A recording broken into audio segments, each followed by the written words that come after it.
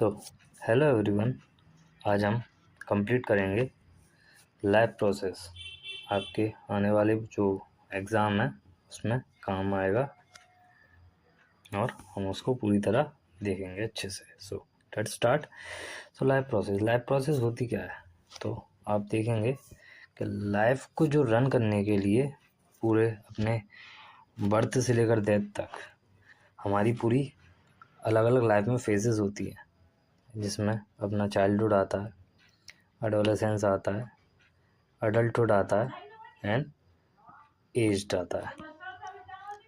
सो ये अलग अलग फेज़ लाइफ में आते हैं। उन सारे फेज़ों के दौरान कुछ प्रोसेस लाइफ में बनी रहती है, लाइक ग्रोथ। ये सब फेज़ आने के लिए लाइफ में ग्रोथ होती है ना। तो ग्रोथ, हमारी ग्रोथ के लिए रिस्पॉन्सिबल है न्यूट्रिशन, है ना। तो न्यूट्रिशन जो फूड है, जो फूड को एब्जॉर्ब करने के प्रोसेस को हम कह सकते हैं डाइजेशन। डाइजेशन हमारे लिए इम्पोर्टेंट हो जाता है। अब जो अपन ने फूड एब्जॉर्ब कर लिया, जो अपने लिए यूज़फुल था वो अपन ने ले लिया, जो अनयूज़फुल मटेरियल बचा सो उसको रिमूव अप करते हैं अपनी बॉडी से in the process like excretion.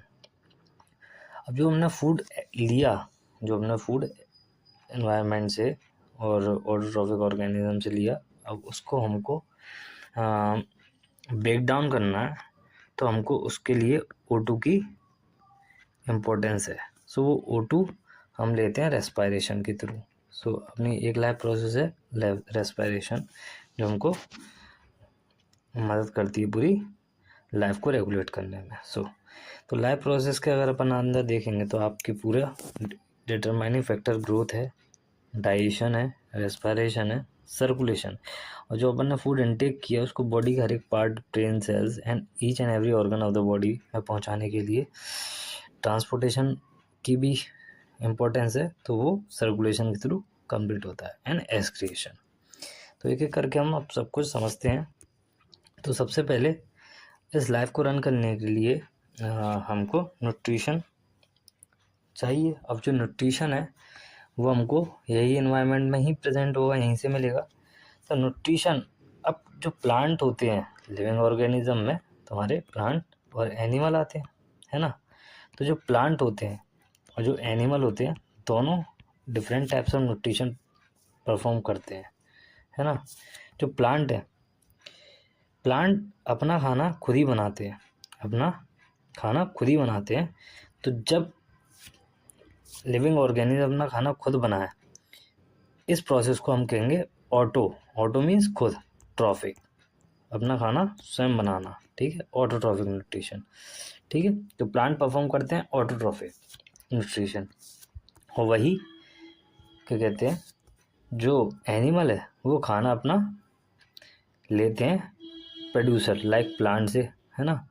तो जो अपना खाना स्वयं ना बना के एनवायरनमेंट से लेते हैं, ऐसे ऑर्गेनिज्म को बोलते हैं हेटरोट्रॉफिक।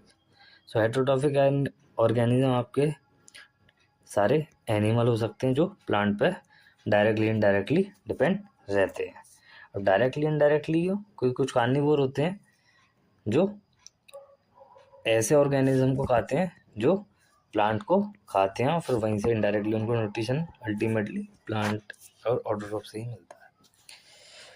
सो ये आपके एक तरीके से मोड ऑफ न्यूट्रिशन हो सकते हैं, है ना। तो मोड ऑफ न्यूट्रिशन आपने जाने के दो टाइप के हैं। अर्लीस्ट दैट इज ऑटोट्रॉफिक, जिसमें plant can make their own food, and heterotrophic organism do not possess ability to synthesize their own food, they depend on autotroph, ठीक है, like animal and fungi, ठीक है।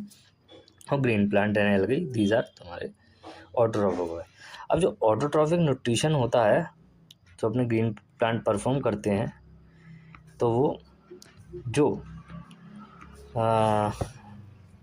Raw material use करते हैं, जो raw material होता है, उस रॉ मटेरियल में वो CO2,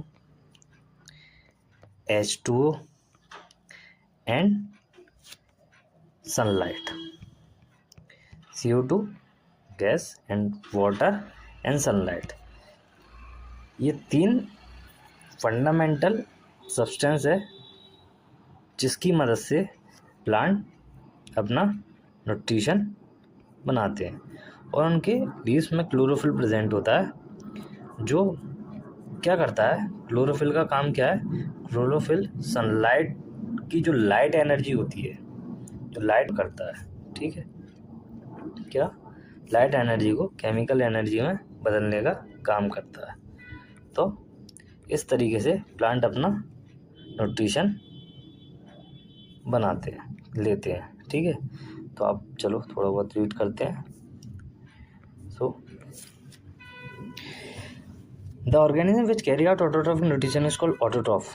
ऑटोट्रॉफ क्या करते हैं, यूज करते हैं simple organic material like CO2, है ना, H2O, और कन्वर्ट करते हैं उनको complex energy molecule carbohydrate like glucose C6H12O6। ये इंपॉर्टेंट है बहुत फॉर्मूला आपका, C6H12O6, जो कि आपका ग्लूकोज है, जो प्लांट कन्वर्ट करके बनाते हैं। तो autotrophic nutrition fulfilled by the process by which autotroph take in CO2 and H2 and convert this carbohydrate in the presence of chlorophyll sunlight is called photosynthesis. अब इसको फोटोसिंथेसिस प्रोसेस को पूरा आपको नाम दिया गया फोटोसिंथेसिस। ऐसा क्यों, क्योंकि फोटोसिंथेसिस, फोटो मीन्स लाइट, और लाइट की प्रेजेंस में जब प्लांट अपना खाना बना रहे हैं, सो सिंथेसिस बनाना, तो लाइट की प्रेजेंस, लाइट की प्रेजेंस में, सनलाइट की प्रेजेंस में, और क्लोरोफिल जो कि आपके प्लांट की लीफ में प्रेजेंट होता है, इनकी प्रेजेंस में as a catalyst, chlorophyll as a catalyst काम करता है, जो आपका कार्बन डाइऑक्साइड और वाटर मिलके आपका ग्लूकोज और ऑक्सीजन और वाटर बनाते हैं, जिसमें ऑक्सीजन प्लांट रिलीज करता है और जो एनिमल एब्जॉर्ब करता है। तो दोनों फंडामेंटली एक दूसरे से इस तरीके से रिलेट है। तो रॉ मटेरियल में आप देखोगे सनलाइट, जो क्लोरोफिल, मैंने आपको बताया क्लोरोफिल जो सनलाइट है उसको एब्जॉर्ब करता है ना, वो लाइट एनर्जी को कन्वर्ट करता है केमिकल एनर्जी में। CO2 एंटर्स थ्रू स्टोमेटा, जो CO2 है, जो लीफ में स्टोमेटल पोर प्रेजेंट होते हैं, उनके थ्रू CO2 आपका एंटर करता है, ठीक है।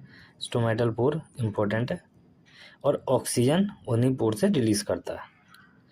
Water dissolve mineral like nitrogen phosphorus are taken by the roots, और जो वाटर होता है, वाटर में ही नाइट्रोजन फॉस्फोरस तो वो सॉइल के थ्रू एक्सेप्ट करता है। साइट ऑफ फोटोसिंथेसिस आपकी लीफ होती है ना, तो लीफ में ही फोटोसिंथेसिस परफॉर्म होता है। लीफ के अंदर क्लोरोफिल होता है, क्लोरोफिल के अंदर आप देखेंगे क्लोरोप्लास्ट प्रेजेंट होता है। क्या प्रेजेंट होता है, क्लोरोप्लास्ट, ठीक है, नहीं, क्लोरोप्लास्ट के अंदर क्लोरोफिल प्रेजेंट होता है, I am sorry. So green pigment है ना। मेन इवेंट ऑफ फोटोसिंथेसिस सबसे पहले क्या होता है, तो ये इंपॉर्टेंट हो जाएगा वेरी मच, है ना। तो absorption of light energy by chlorophyll and conversion of light energy into chemical energy and splitting breaking of water into hydrogen oxygen. तो आपका क्या होता है, लाइट एनर्जी केमिकल एनर्जी में कन्वर्ट होती है, और जो वाटर है वो आपका H2NO2 में ब्रेक डाउन होता है, ठीक है। Then reduction of CO2 to carbohydrate, और जो CO2 है वो रिड्यूस हो जाता है आपके कार्बोहाइड्रेट में, ठीक है। स्टोमेटा क्या होते हैं, टाइनी पोर्स होते हैं जो आपकी लीव्स में प्रेजेंट होते हैं, जिनके थ्रू आपका गैसियस एक्सचेंज होता है। Function exchange of O2 and CO2, ठीक है, गैसियस एक्सचेंज, है ना। Lose large amount of water, ठीक है, और एक्सेस वाटर को भी रिमूव करने में स्टोमेटल का पोर्स का बहुत बड़ा रोल प्ले है। सो देयरफॉर अपन कह सकते हैं कि ट्रांसपायरेशन भी परफॉर्म स्टोमेटल पोर के थ्रू होता है। Okay, now next. सो आप जो स्टोमेटा का मैग्नीफाइड इमेज देख सकते हैं लीफ में। सो स्टोमेटल पोर ये आपके क्लोरोप्लास्ट हैं, एंड क्लोरोप्लास्ट कंटेन क्लोरोफिल, और दीज आर स्टोमेटल पोर जिनके थ्रू गैसेस एक्सचेंज होता है, ठीक है। सो इसके साथ आपका ऑटोट्रॉफिक कंप्लीट होता है। अब आते हैं हेटरोट्रॉफिक न्यूट्रिशन। अब हेटरोट्रॉफिक न्यूट्रिशन आप देखेंगे तो different types of heterotrophic nutrition होते हैं। सो कुछ पढ़ते हैं अपन। होलोजोइक न्यूट्रिशन बैक्टीरिया परफॉर्म करते हैं, लाइक ज़्यादातर animal take a solid food and break down inside the body. For example amoeba क्या करता है, दिस इज एन एमीबा, है ना, और ये मान लीजिए आपका फूड मटेरियल है, आपका फूड मटेरियल है।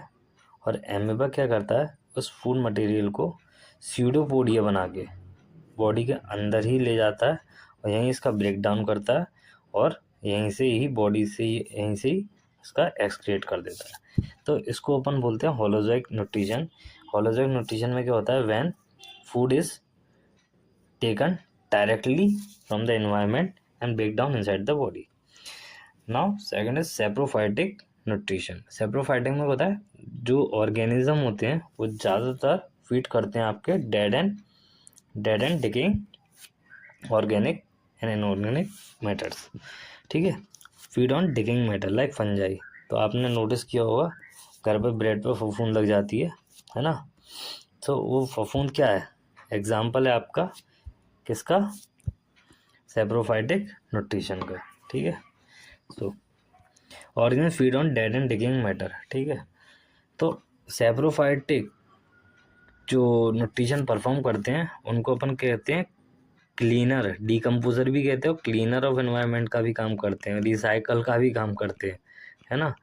जो एनवायरनमेंट में डेड बॉडीज प्रेजेंट हैं उनको पूरी तरह से सॉइल में मिक्स्ड और एनवायरनमेंट में विलीन करने का काम कौन करते हैं, सेप्रोफाइटिक। पैरासाइटिक वो होते हैं जो अदर ऑर्गेनिज्म पे फीड करते हैं, उनको हार्म पहुंचाते हैं और खुद प्लस में रहते हैं, ठीक है। Parasitic live inside and outside other organism host and takes nutrition from it like plant parasitic ticks etcetera, ठीक है, टिक्स प्लांट कसकटा, ठीक है, लाइक पिचर प्लांट, है ना, वो कीड़े खाने वाला।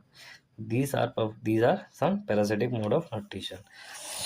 How do organism obtain their food? अब ऑर्गेनिज्म ऑब्टेन अपना फूड कैसे करता है, तो अगर सिंगल सेल ऑर्गेनिज्म है ना, सिंगल सेल ऑर्गेनिज्म है तो आपका वो उसका फूड इनटेक बहुत सिंपल होगा, है ना।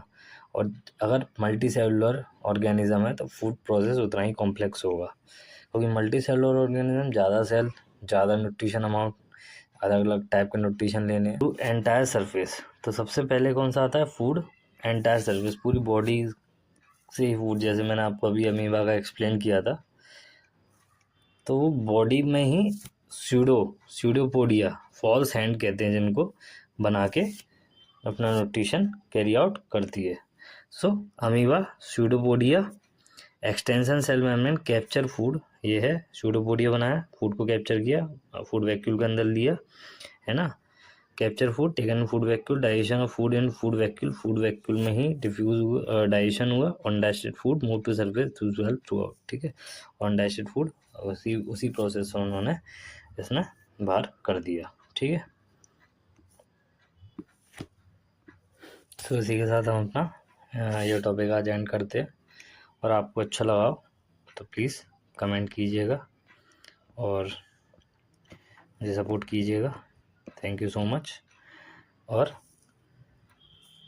अगर अच्छा रिस्पॉन्स रहा तो मैं आपको डाइजेशन अच्छे तरीके से complete in human being explain करूँगा नेक्स्ट क्लास में। Thanks everyone, good bye.